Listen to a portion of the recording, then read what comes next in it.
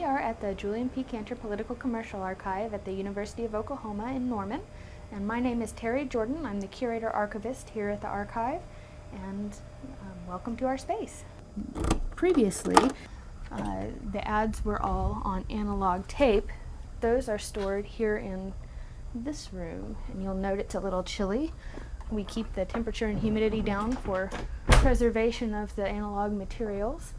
How far back does your collection date? We have audio material dating back to the 1930s for radio advertisements and to the 1950s for television advertisements. Some of our earliest material are commercials from the Eisenhower campaign. Eisenhower answers America. Graft, corruption, and high prices. Headlines like that make me fighting mad, Mr. Eisenhower. Yes, and the cold facts behind them would make you even madder. But we're going to put an end to these national scandals. There's going to be a change next January. Eisenhower answers America. Mr. Eisenhower, do all the taxes we pay get to Washington? Not when dozens of tax collectors have to be fired or quit because of graft and corruption. That's why I say it's time for a change. One of the ways we get ads has been if ad agencies are going digital and wish to get rid of their old analog copies. We're starting to see a lot more donations. It's because a lot of them don't want to throw away a lifetime worth of analog tapes, so they send them to us.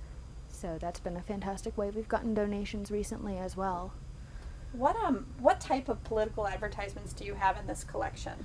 Just about every type. We have ads from positive imagery and negative imagery of candidates to ads discussing the issues at hand, issues that have changed over the course of many decades, but many relevant patterns still stay the same.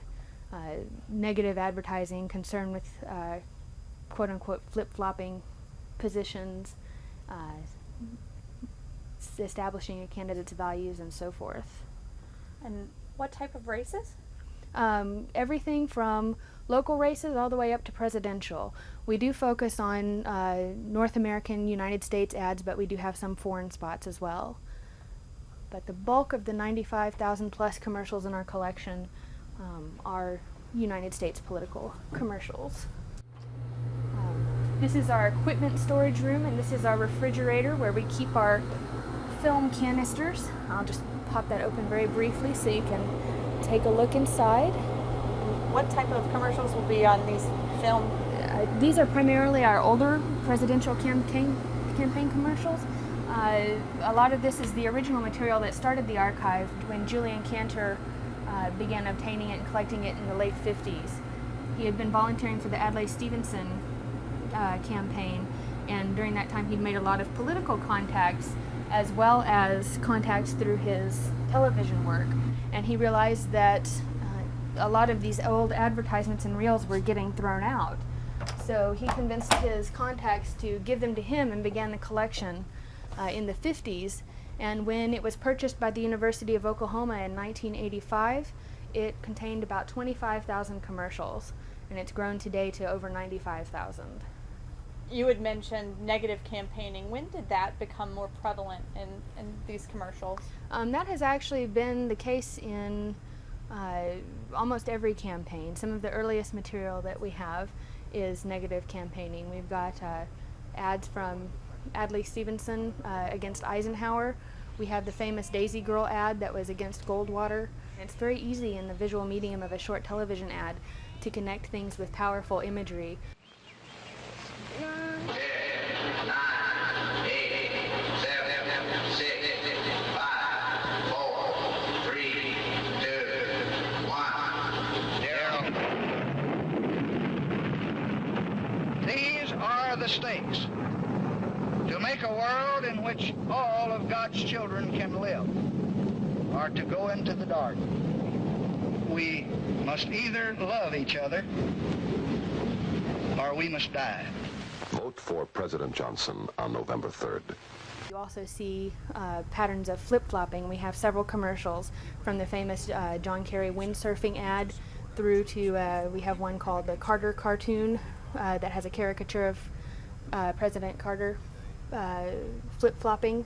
He promised to create more jobs, and now there are 8 million Americans out of work. He promised to balance the budget. What he gave us was a $61 billion deficit. He promised not to raise taxes, but taxes have risen more than 70%. The time is now for strong leadership. Reagan for president. You see in the changes of political advertisements over time, not just changes in political approaches, which actually have pretty continuous patterns, but you also see changes in the culture that is used to kind of capture people's attention. The old I Like Ike jingles. We have one that features a lounge singer singing a song, quite a few of the old jingle ads that are kind of long and wouldn't hold people's attention today, but were very popular at the time. Have a man who knows what to do when he gets to be the prez. I love the governor of Illinois. He is the gov that brings the dove of peace and joy. When Illinois, the GOP double-crossed, he is the one who told all the crooks, get lost. Adley, love you madly.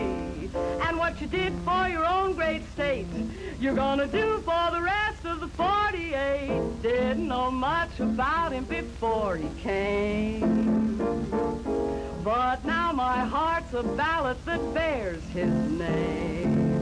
'Cause I listened to what he had to say. I know that on election day we're gonna choose the gov that we love. He is the gov nobody can shove. We'll make the gov the president of the you, the me and the USA.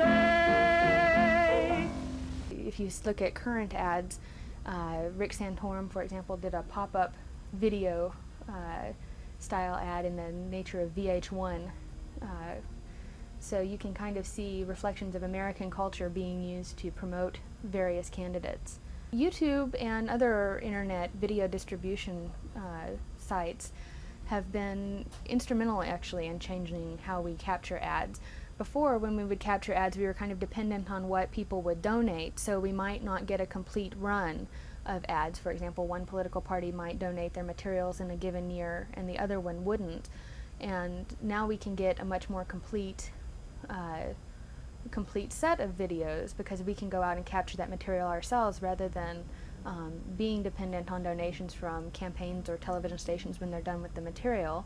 That being said, we would still like to get donations of material from the original source because it's generally higher quality. I think the value of the collection, I mean, 1 or 2 political ads, anyone can get those these days off the internet or record them off of your TV if you've still got the older recording devices or the new TiVo, but when you have a number of ads like this, 95,000 together, you really get a sense of the depth and breadth of information that's being presented by the candidates.